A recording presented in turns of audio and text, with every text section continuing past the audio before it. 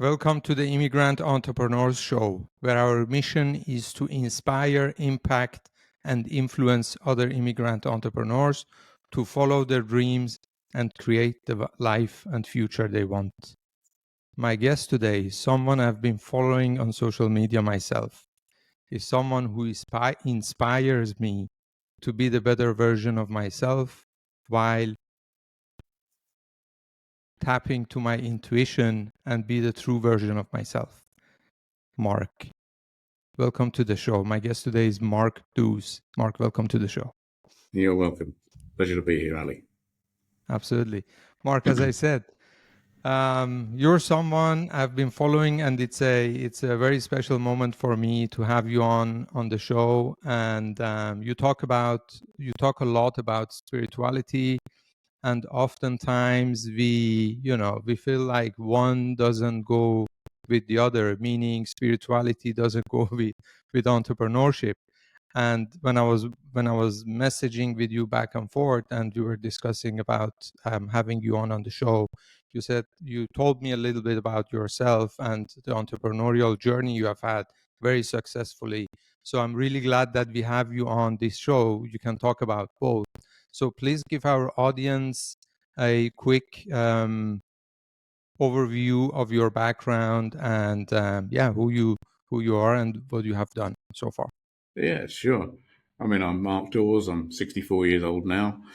I left school at 16. I joined the Royal Navy, part of our armed forces. I worked with Naval Air Commando squadrons for 12 years on and off. Progressed through the ranks, became a commissioned officer, and then resigned my commission.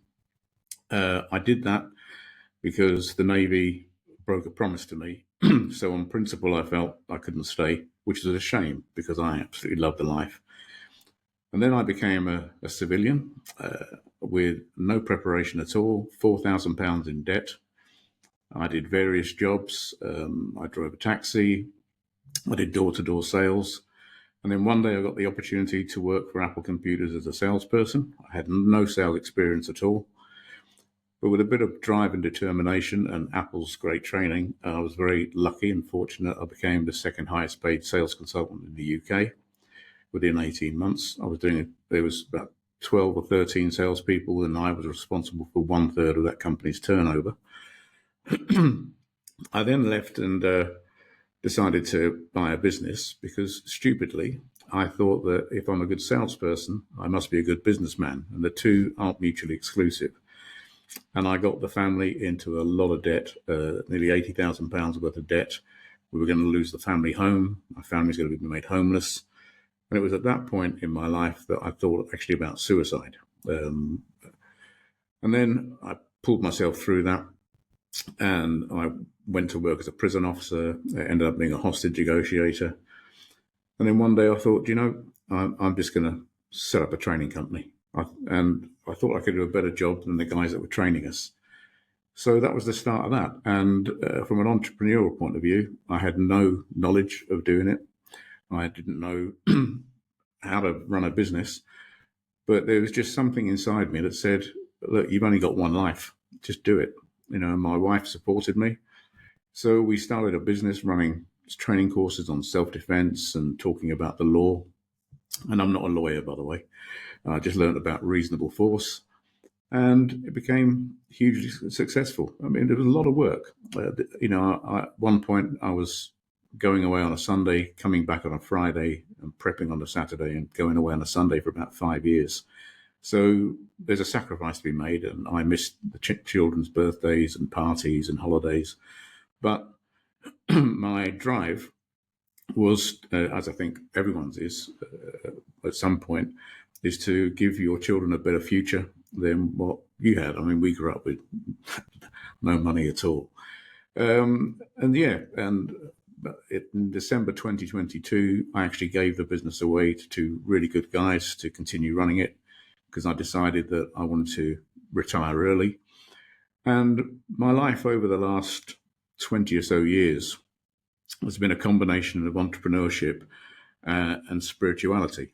And I was never a religious person, wasn't even spiritual at all, particularly from a military background. But as I was building the business, there was something inside me that said, look, there's got to be more to life than this.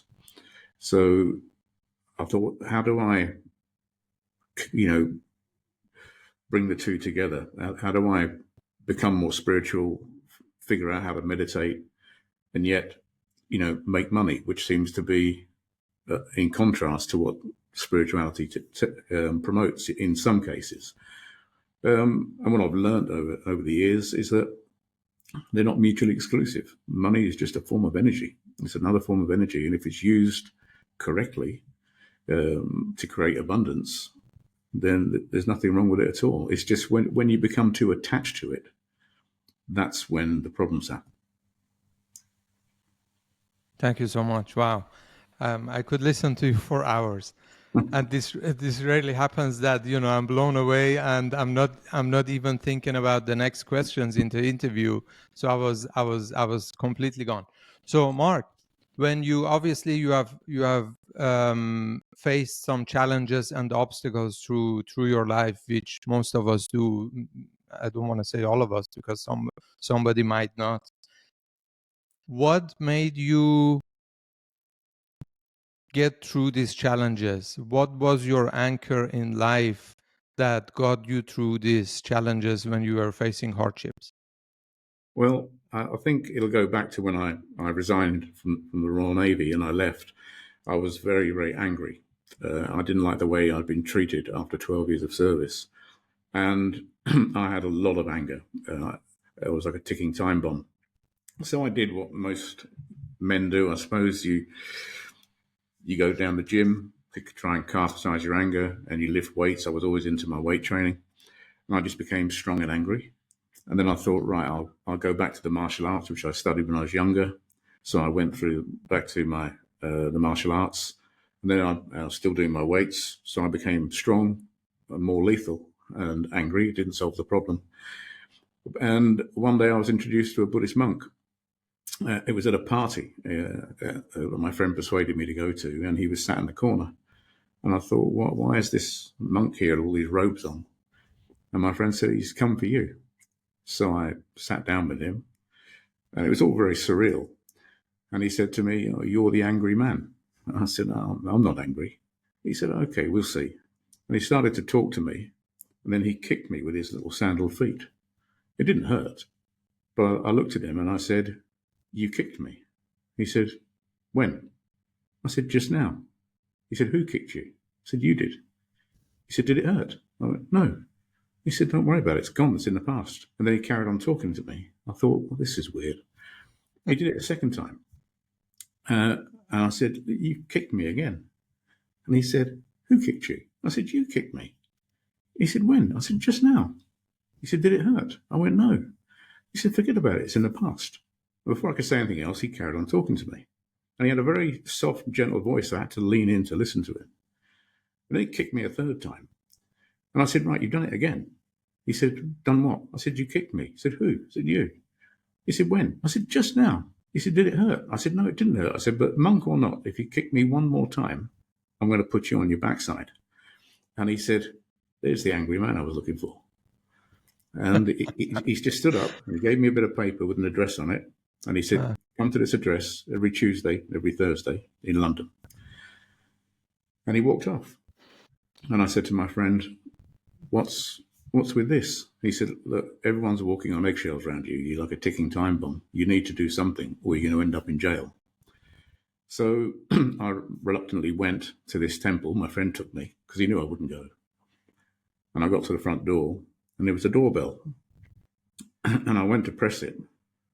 And I couldn't do it. I wouldn't say scared, but it was a weird feeling. I just couldn't press the doorbell. And then the door opened and the monk was there. And he said, that bell never works for people who don't press it. Come in. So I went in. And it was funny because having been in the military and done various other things, I didn't think going into a house would scare me. But I was quite perplexed by it all. And he said to me, after we talked, he said, come to the meditation hall and we'll meditate together. I went, no, I'm not doing that. He said, why? I said, well, that's for weird people. I said, I don't, I'm a man. I'm not doing that stuff. And he said, you breathe, don't you? I went, of course I breathe. I said, it's only breathing. And I went, no, I'm not doing it. He said, oh, so you're scared now? I went, no, I'm not scared. And my ego was up. He said, well, I'm a monk. I can't hurt you. So I agreed to go in the meditation hall with him. And he said, just follow what I do. So we sat there, and I was making it up. I didn't know, I thought I'd just keep him quiet. But it just, all of a sudden, I got this sense of peace and calm. And it was an amazing feeling. I couldn't explain how. And he said, you come back. I said, okay, I'll come back. And that was the start of my meditation journey. And when I reflected on why I couldn't press that doorbell, because it bugged me for ages, I came to a conclusion. And it was, I could deal with people who were aggressive and angry because I'd dealt with it all my life. But I couldn't deal with people who were genuinely nice. That was what fear. That's what the fear was. And the good thing about this monk, this Buddhist monk, was he was explaining everything in terms of quantum mechanics and quantum physics, and it blew my mind. And I got interested in studying the science behind it, because I'm the doubting Thomas. If you say to me, this is what you need to do, I need to know why. I need to figure out how it works. So I started off studying the science behind it. And gradually, I incorporated it into our training programs, because we would run courses and people would come on these courses. And some of them had done amazing things. We had special forces soldiers and all sorts. Yet they would be nervous on a course. So I used to talk to them about how the mind works and quantum mechanics. And then I studied hypnotherapy and NLP just to get a deeper insight into it. And all the time, I suppose I was trying to disprove it in the beginning, but just all the modern science kept taking me back to ancient scripture. So I started studying Buddhism, the Upanishads, looking at Hinduism, Taoism, and every time I studied something that was so-called a new scientific fact, it went back thousands of years to something that one of these ancient spiritual leaders had taught thousands of years before. So it just became a fascination, really. Ah. Mark, you often talk about everything we want exists out there. And you also talk about creating from the fourth dimension, which for somebody who have never heard this is like, what are you guys talking about? I'm familiar with this. I've done my homework a little bit. But tell us more about what is it that everything you want exists out there, and what do you mean by creating from the fourth dimension?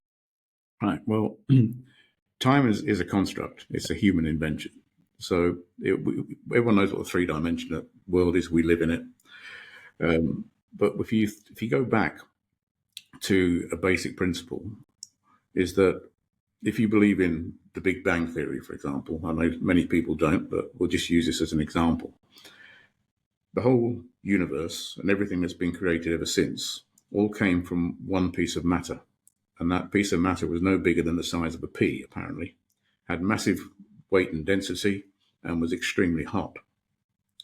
But when that exploded into being, which ended up with all of the minerals and chemicals produced in the stars and the planets and the galaxies and everything else, everything came from one source. So once something is connected, and they call this entanglement in quantum physics. So if you've got two photons, for example, and they're connected, but then you separate them, they remain connected. And whatever you do to one, the other one will do instantaneously. Now, for it to happen instantaneously, there can be no time delay. So this proves that time is a construct. So every one of us is connected to everyone, everything else. There's no point of separation. And if you think about everything already exists, if there is no time that exists in the fourth dimension, then everything that was, everything that is now, and everything that will ever be already exists. So there's nothing left to create. And we know from the observer effect, which they're now calling the participant effect, that all of the energy. If you imagine a quantum field where everything exists, like a massive spider's web, if you like, stretching infinitely, if we align ourselves with that and we actually create the intention and the heartfelt emotions to affect that field, our intention and our heartfelt emotions make the reality happen. So we just draw down what's already there. We don't have to create anything. So when I was starting the business and working on the business, one of the things that I trained myself to do was to visualize outcomes. I would visualize the outcomes that had already happened. And it's not saying I want this to happen, or wouldn't it be nice if I had £1 million, or wouldn't it be nice if I had a big house? You got to get delusional with it. I was actually told I was delusional once, and my response to that was, I'd rather live in my delusion than yours. You've got to act as though you are engulfed by your manifestation as it is now. And that's got to be ongoing. This is why being in the present moment is so important, because if your mind goes back to the past and your mind runs off to the future, you're not in the present moment. And it's only in that present moment where you can access the skills to manifest. And that means sitting still, going inside yourself, because everything we need to heal ourselves, for example, already exists within us. All the tools we need to manifest, we've got it. I mean, I was having a discussion once with some clergymen, and it was interesting because I asked them where do they say God exists? And they said, well, in heaven. And I had to disagree. And I said, well, no, because if God created the heavens and the earth and the universe from your perspective, but we're all connected, he must live within us. God, he, she, whatever it is, must live within us. I believe that 100-fold. And then I was fortunate enough to have some teachings from probably one of the greatest spiritual leaders ever, in my opinion, a Zen Buddhist monk called Thich Nhat Hanh. And I posed the question to him. And he said, it's here and now. He said, nirvana or heaven isn't something that you wait for. Why do you want to die to go there? He said, it exists inside you now, in the present moment. So that's why it's so important. So, that's, I think I answered your question. Did I answer your question, Alan? Absolutely, you did. Okay, let me get back to when you say becoming delusional and imagining what you want and where you want to be, and feeling and seeing it as it would happen already, or it already has happened. Now, I feel sometimes there is a confusion between I want this thing, I feel it, I see it, and this is the life I want, this is whatever I want, and I already feel it, versus this is the thing I want, but I'm focusing on the lack of it. Although I want it, but I'm, instead of focusing on how it feels and how the experience is when I have it or while having it, I'm focusing on the experience that makes me not have it subconsciously. Obviously, we don't decide to focus on not having things or experiences. But let me make an example, maybe to give our audience a better understanding. Like, I want to be healthy, but all I'm focusing on is not getting sick. And as we know, or most or some of us know, what you focus on, you'll get more of. So please tell us more about that. Well, it's interesting, even in the language you use there, and I'll come back to that in a second. But our minds cannot process a negative command. This is something important. So if you say to a child, for example, let's say that small child goes to the refrigerator, opens it up, sees a big jug of chocolate milkshake, and he pours it to the top of the glass, and that child is carefully walking across the parents' living room carpet. The fear in the parents is going to be that child may spill it. So they say, don't spill it. Well, the child wasn't thinking about spilling it. The child was being careful. But because the brain can't process a negative command, for the brain to understand that, it has to be spill it, don't. That's why the child spills it and then gets panicky. If I said to you right now, don't think of blue trees or red elephants, you get the idea. You have to think about it and then try and discard the thought. So, but all the time in society, we're brought up with this learning, don't do this, don't do that. So we're used to having that in our vocabulary. And when people, and I'll give you an example from me. In 2019, I had a heart attack, and I went to see the doctor, and he said, the options is open heart surgery, a stent, or medication. And he was talking about a lot of medication. I mean, there was only 4 pills I needed, but the other 20 odd boxes were for the side effects of those pills, and then for the side effects of the pills that were there for the side effects and so on. So I had to think about this quite carefully. And I said, no. I said, I'm going to heal it myself. And everyone, including my wife, thought I was mad. But I worked on it. And I changed my diet. So it wasn't just about the mind. I took action as well. And this is the other thing. It's not just about thinking about it. You've got to take the action. So I changed my diet. I stopped eating meat, chicken, fish, and dairy. But I meditated using a meditation technique called Tonglen to heal the heart. 3 years later, when I had my checkup, there's no scar residue on my heart. It's completely healed. The doctors are completely confused. But I'm not the only one that's done this. I mean, there was a monk that cured himself from gangrene of the legs when the medical professionals wanted to amputate his leg. There's a guy I know, Paul Keats. He'd be a good interview for your show. He had a brain aneurysm. And they had to operate on his brain. But when they operated on his skull and got into the brain, they did something which made him have a stroke. And they said, you're never going to walk unaided again, and your speech is never going to be right. He speaks absolutely fine. He speaks at my events. And he does triathlons now. Yeah. And I interviewed him, and I said, how did you do it? He said, I came on your course. I just applied what you told me.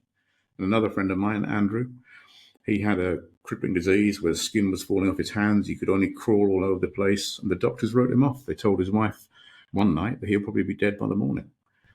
But he started practicing gratitude. That was his thing. And using his mind to heal. And he healed himself. So going back to your point, if people want something, the very act of wanting it reaffirms the fact they don't have it. So if people are trying to do an affirmation and they're saying, I want to be healed, I want to be rich, I want to be successful, I want to have abundance, I'm sorry, it's a complete waste of time. Because by saying I want, you're reaffirming that you don't have it.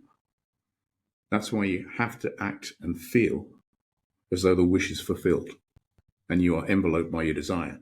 Now, this isn't just some woo-woo thing that some spiritual people made up. It's in the lost teachings of Jesus, It's in Buddhist meditation practices. It's in the Bhagavad Gita. It's in all these scriptures that you have to be the wish fulfilled. Yeah. So people should stop wanting it and just start accepting they had it. I mean, Jim Carrey, you've heard of Jim Carrey? Yes. Yes. Yeah, when he was poor and broke, he was sitting outside mansions on one of the Hollywood places where the big houses are. And he would imagine himself walking around that house. He could feel the carpet under his feet, and he was touching the furniture. He was engrossed in it fully, complete sensory engrossment. And he wrote himself a check for $10 million.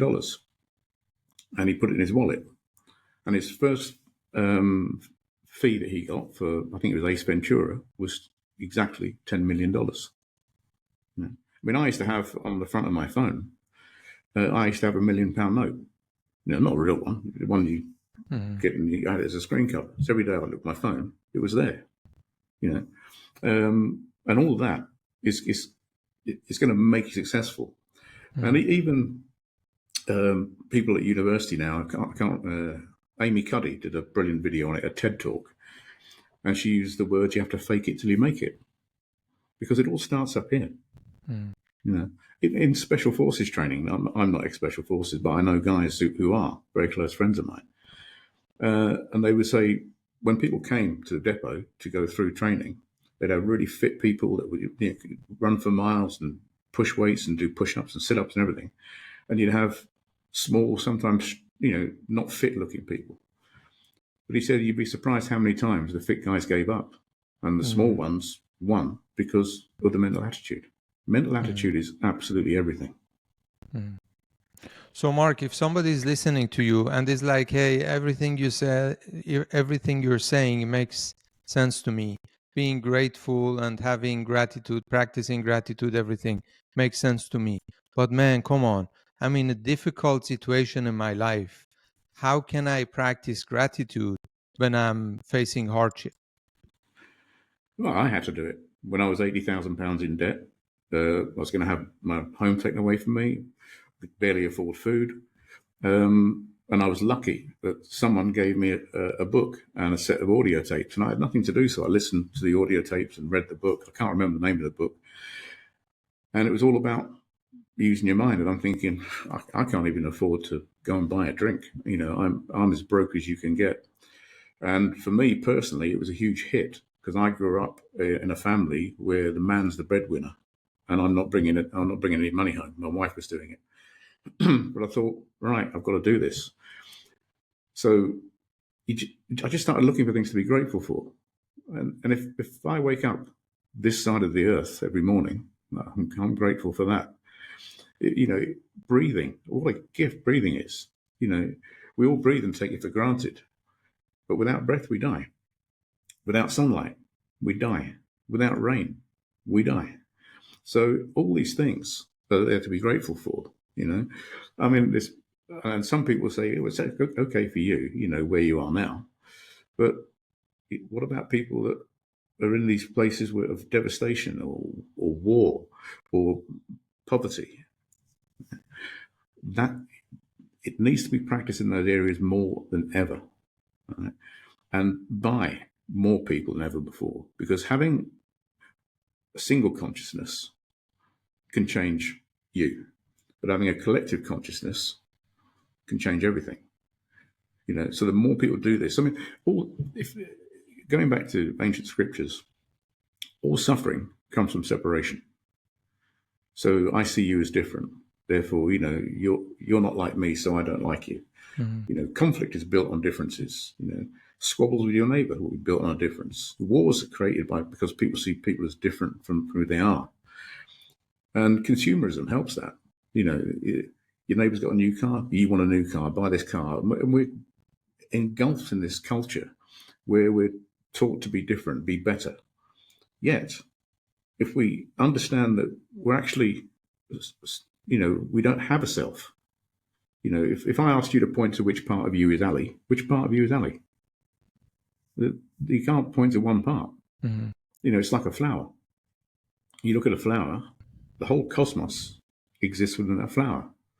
Without the sun, it couldn't live. Without the earth, it couldn't live. Without water, it couldn't live. Without the bees that pollinate it, it probably couldn't live. And when it dies, it gives life to insects. And it gives nutrients to the soil. So this dualistic life we lead is just that, but built on separation.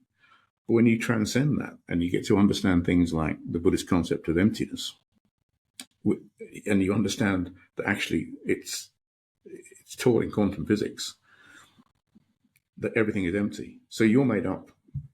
You've got approximately 50 trillion cells in your body. Those cells make up you. They're in this environment called a body. But if you look at what cells are made up of, they're made up of subatomic particles. And those subatomic particles pop in and out of existence all the time. So the you that was you at the beginning of this interview is not the same you that you are now.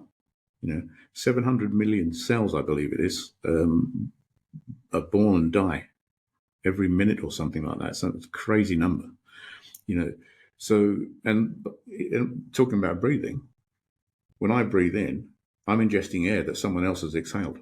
Plants have exhaled, animals have exhaled. And when I breathe out, other people will inhale those things. So when we're breathing in, we could be breathing in molecules of air that existed in the bodies of Christ or Buddha or Muhammad or any of the prophets, but even Adolf Hitler and Stalin, because air circulates. Yeah? So there is no point of separation, but being grateful.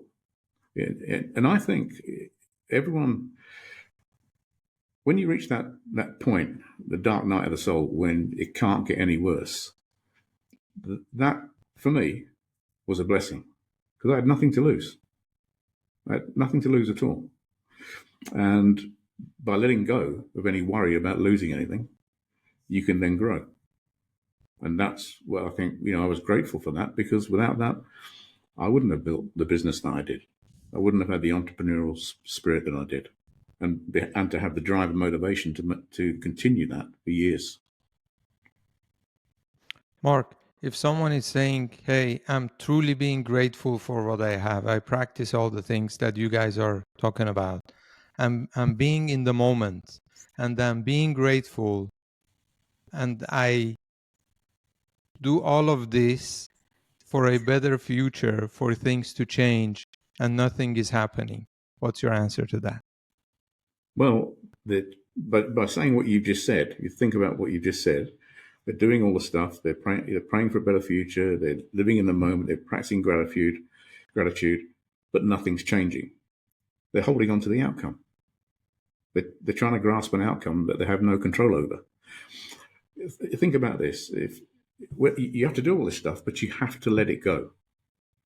You have to let the outcome go. You can't hold on to the outcome. By holding on to the outcome, you are now reaffirming lack. So you have to let it go. In the same way, if you plant a seed, so say you want a rose bush in your garden, so you plant a seed that's going to turn into a rose bush, you do what a gardener would do. You'd water it, keep the soil, nutrients in the soil, whatever. But you let the process take care of itself. You let the sun do its job. You let the rain do its job. You let the soil do its job. You don't dig it up every day to see if it's growing. You have to let it go. And this is the other part about manifesting, or whatever you want to call it, is you do the work, but you let the outcome go and you trust the process.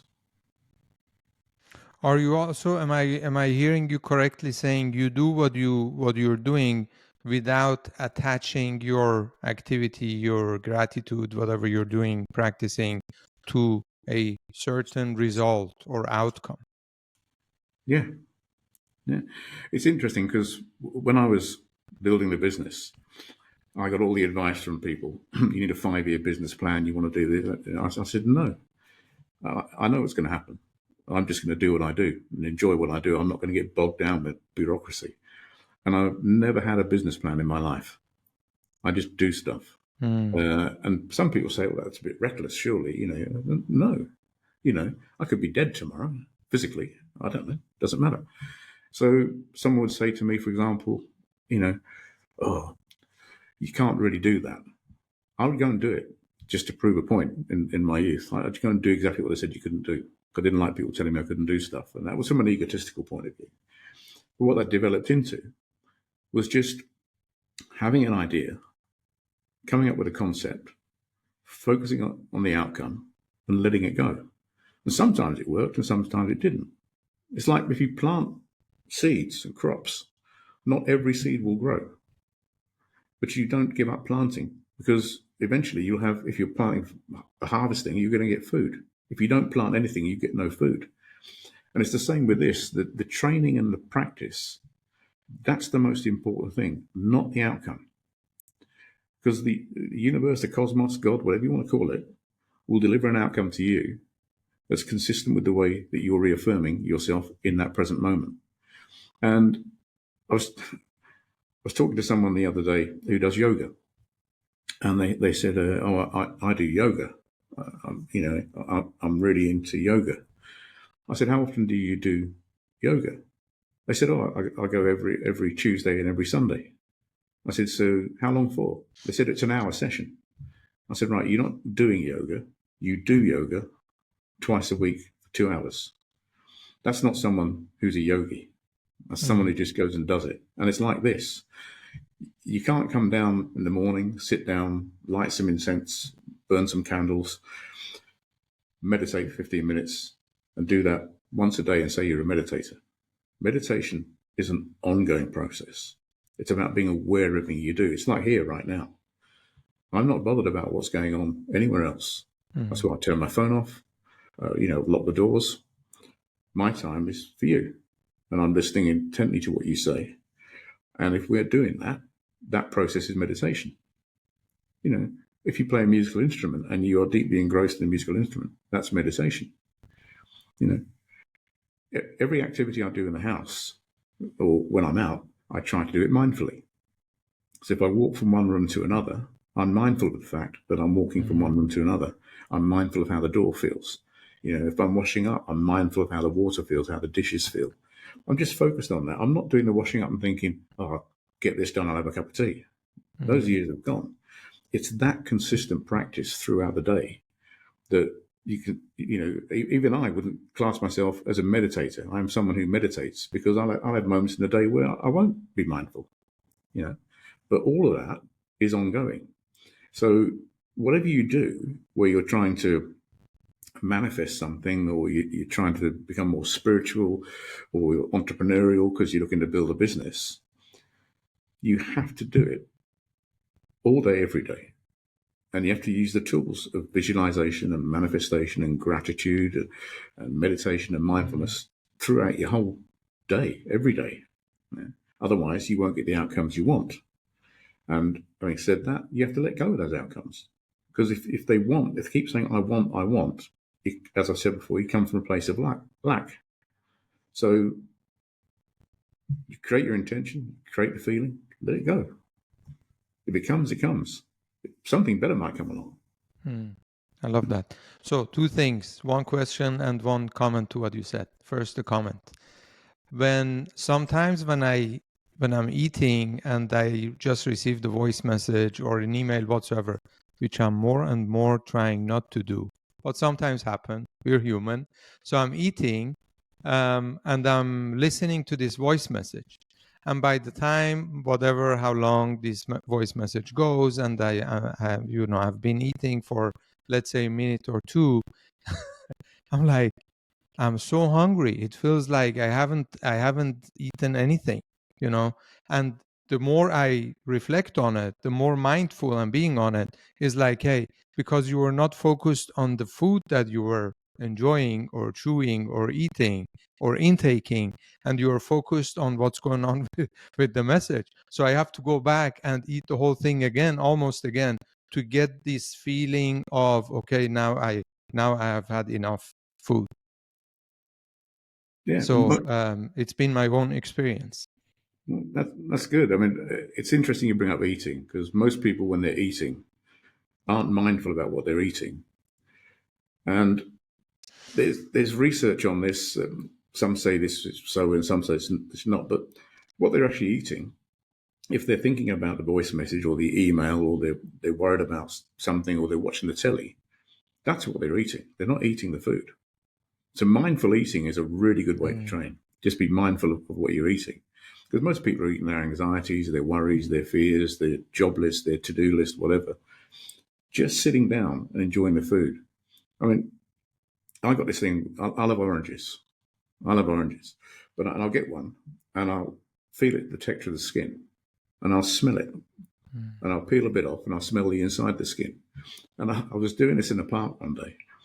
And once, I unpeeled the orange, I was looking at the segments and feeling the texture, smelling them. And this gentleman came along and he went, "Are you going to eat that or not?" I went, "Why?"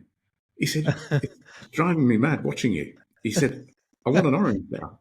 And I went, "You can have half of mine if you like." He said, "Why were you smelling it?" And we sat down, we actually had about a 15-minute conversation. And he got it. Because he said, I've just been to the shops. He said, "I bought a sandwich." I said, "What was it?" And I think it was cheese and onion or something. I said, "How did it taste?" He said, "I can't remember." He said, "I just ate it." Because he was eating his sandwich and obviously walking and thinking about other things, But that's precious time. Absolutely. Anyone can do these practices. Okay, so now let me connect the dots. What you're saying about being mindful and also focusing on what you're doing.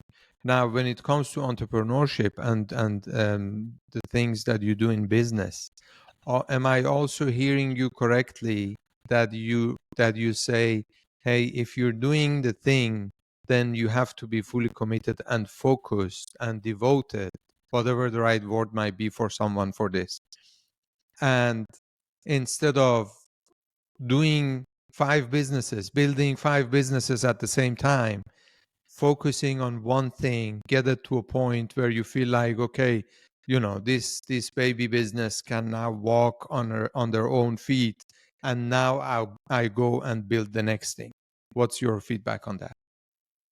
Well, I think you're talking about people doing things all the time. And sometimes we need to stop and just be. And someone's trying to build 5 businesses, then they're multitasking. And within those businesses, there'll be multitasking. And it's the biggest cause of stress in the world. And people get ill with it. So for me, the practice I had in my business was if I was sitting here typing something and an email came in, I just wouldn't stop what I was doing. I'd let the email go and I'd get back to it another time. I'd focus on what I was doing, one thing at a time. So you're becoming, instead of multitasking, you're single tasking. These things here, right? Oh God, I was in a restaurant the other day and there was a family of 4 in there, a mum, a dad, and 2 children. Each one of them was on their phone, were communicating with each other. They were on here and spooning the food in like this. And it was sad to see, And if the phone rings and I'm doing something, you normally get caller ID come up. So if the caller ID comes up and I know them, I'm going to answer the phone. But I do one thing first before I answer the phone. I let it ring 3 times because it allows me to take a breath. So I can focus on the fact that I'm being mindful, I'm leaving doing that, and I'm going to now do that. If I don't know the number, I let it go to answer phone. And my thinking is, if it's important, they'll leave a message. If it's not important, and they just rung up for a chat and I don't know who they are, I've got important things to do here. So we should be single-minded, not multitasking. And that allows us to be with whatever we're doing. And, being an entrepreneur is a great thing, because if you're building abundance and you're sharing that abundance with people, money isn't evil. It's the love of it, it's the attachment to it that causes the problems. But, businesses provide employment for people, which gives them salaries so they can have, better quality of life. I mean, where would you be without entrepreneurs, But if they can align their values in a spiritual way, so they're considering the effect on the environment. Because, that's one thing, it's a big issue with killing the planet. If they can consider the effect on the environment, on the planet, and they can consider the effect on the having on other people, that aligns with their true values. That is enhancing the good things they're doing. And there's a company called Patagonia. Have you heard of that? Yes. Yeah, brilliant company. The absolute ideal role model for organizations. And the owner said, if in his younger days, if I want to go surfing, I'll go surfing. Business can wait. Because and if you think about this, it's one thing I always thought about was, if you're working for an organization and you die, they'll advertise your job before they actually put out your obituary. So we have to ask ourselves a question. What is important about it? I mean, since I've retired, I took early retirement. I haven't missed work at all. I've got more time to do things like this, to read, to study, to meditate, to just be. We need that time just to be, not to do all the time, just to be. And people said to me that know me well, you'll never retire. Someone like you who's been active for so many years, you're not going to retire. You're going to find it hard. And I know people who have retired and can't cope with it, who've had breakdowns. But no, you prep for it. Yeah. Mark, this is, one good thing about having a podcast is you get to ask what questions you want to ask. So this one is selfishly about myself, or for myself. When I go to crowded places, let's say I go to a big event where there are lots of people, I sometimes Not always, but sometimes I feel exhausted afterwards. And with having done all the work that I've done and knowing a little bit about energy and other people's energy, I feel it's the energy that others' energies that is getting into my field. It's what I feel. So I would love to hear your opinion about that. Well, it's interesting because I'm not a fan of crowded spaces either. I don't like retail shopping centres. Too many people doing too much stuff. But the true thing is this is where the practice is important, because it's okay to sit in a quiet room or in a monastery or in a church and meditate where there's no noise. That's easy. But there's a great saying that the Buddhists have is, what will you do in the bardo? And for people who don't know, is the Tibetan Buddhists believe that when you die, your energy goes into the bardo and you go into hell realms and you meet spirits, and there's all sorts of commotion and noise. And the point of the practice, the whole point of meditation practice, is to prepare you to be with yourself and not be affected by these things. So, sometimes I'll go and I'll meditate by a road. I'll sit on a bench and I'll meditate and let the cars go by, because it gives me another aspect as a support for my meditations. So when you go to a shopping precinct next time, or crowded place where there's lots of people, if it's affecting you, then you're allowing it to affect you. And it could be a great support for your meditation, for your practice. Because if you can remain in the eye of the storm, if you like, and you can be calm, then you're sending out the good stuff.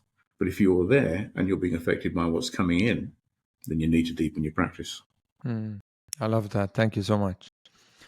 Mark, I could go on and on and on and on for hours. This conversation I'm truly enjoying. At the same time, I want to be respectful of your time. And I feel like, we have to bring you on at some point later back for a second interview if you agree and find the time to do it. Yeah, happy to. Thank you. You're doing events, as far as I understood. Please tell our audience where they can find you or learn more about your events. Right. Well, when I took retirement, I wasn't planning to do anything, but I got a lot of requests for events. So I put one on in 2023, just one event, and it went very well. And then I put another one on in 2024. So literally I'm doing one a year. The next one I'm doing is on the 14th and 15th of July here in the UK. And it's not just me. I've got a gentleman coming who's a former Buddhist monk. He was the abbot of a Buddhist monastery. He's a Zen master practitioner. And he was a disciple of Thich Nhat Hanh, who is, in my opinion, one of the greatest people that's ever walked this earth. He's the father of mindfulness. But like me, he has an interest in the science behind it. So we're going to put this 2-day event on. We're only taking about 50 people, on there. So it will sell out fairly quickly. But if people want to know, they can go on my Instagram page. There'll be a link on there. On my TikTok page, there's a link on there. Or they just get in touch. I'm happy to send them the link. But it's I just do them. I give all the money away. I don't keep a penny of it. I'm not there for the money. We've got charities and things that can have the money. But the last two were electric. It was nice, because I was doing what I wanted to do in terms of the things I wanted to address, and the people came, genuinely fantastic people who wanted to learn. And we changed lives on those days. It was absolutely life-changing for some of the people. We have great guest speakers. So, 14th and 15th of June, the next one's on. June or July? June. June, okay. All right, perfect. And we will link you up in the show notes so people can find you and reach out to you. And of course, we will link you also on Instagram because I love the content that you're putting out there. I can't wait for the next one. When I listen and watch one, I can't wait for the next one to thank you. pop up. Absolutely. One last question, Mark. What's your opinion about what happens when we die? Oh, well, we're all going to die. We just don't know when. That's the thing. But I believe in no birth and no death. So this physical form will go, but the energy won't. Because even in physics, this is true. Energy cannot be created. It cannot be destroyed. It can only be transformed. So the energy will go home, back to the earth, back to the rocks. I'll continue on in my children, grandchildren. And because we're all connected, that energy will go out into the world and hopefully help someone. So, I wouldn't be arrogant enough to say I'm not scared of death, but I certainly don't worry about it. It's not that I'm more concerned with living while I'm here, but I don't believe that death is the end. It's certainly not the end. No, our energy will transform into other things and go back to where it came from. Mark, it's been a blessing having you on, and it's been my personal pleasure to interview you on this show. Thanks again for coming on and giving so much value to our audience. And I hope we'll have you back on at some point in the future. Thank you so much, and God bless. Thank you for having me, Ali. Take care.